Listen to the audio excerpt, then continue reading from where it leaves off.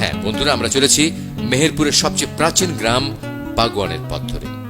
1750 সালে এই গ্রামে শিকার করতে এসেছিলেন বাংলার শেষ স্বাধীন নবাব সিরাজউদ্দৌলার দাদা নবাব আলীবর্দী খান। তবে আমরা সেজন্য আপনাদেরকে এখানে নিয়ে আসিনি, আমরা এসেছি ইসলামের মহান সাধক শেখ ফরিদের দরগায়। মেহেরপুর শহর থেকে 15 কিলোমিটার দক্ষিণে বাগওয়ান গ্রামে এই দরগা অবস্থিত।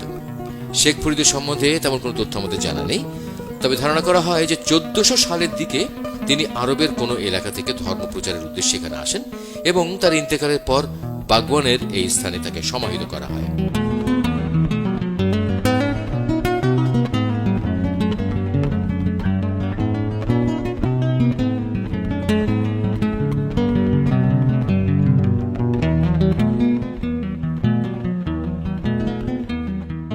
আমার পেছনে যে উঁচু জায়গাটা, যে ডিবিটি দেখছেন, এটি শেখ ফরিদের দরগা। এটার নিয়ে একটা কাহিনী আছে, কাহিনীটি শুনুন। হ্যাঁ, কাহিনীটা হচ্ছে এই স্থানে তিনি এক রাতের মধ্যে তার দরগা তৈরির কাজে হাত দেন, কিন্তু শেষ রাতের আগেই অনেকগুলো কাক একসঙ্গে ডেকে ওঠে।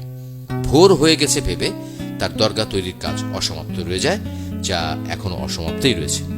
এ কারণেই শেখ ফরিদ কাকগুলোকে অভিশাপ দিলে এই বাগওয়ান গ্রামে সেই সময় থেকে আর কোনোদিন কাক দেখা যায়নি। আবার তার দরবারে রক্ষিত কালো পাথরগুলো তিনি ভৈরব নদী দিয়ে ভাসিয়ে এনেছিলেন বলে লোকমুখে চল আছে।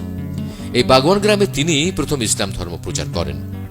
ধর্মপ্রচারে সে সময় থেকে আজও তার অনেক মোজেজার কথা গ্রামের মানুষের মুখে মুখে প্রচলিত হয়ে আসছে।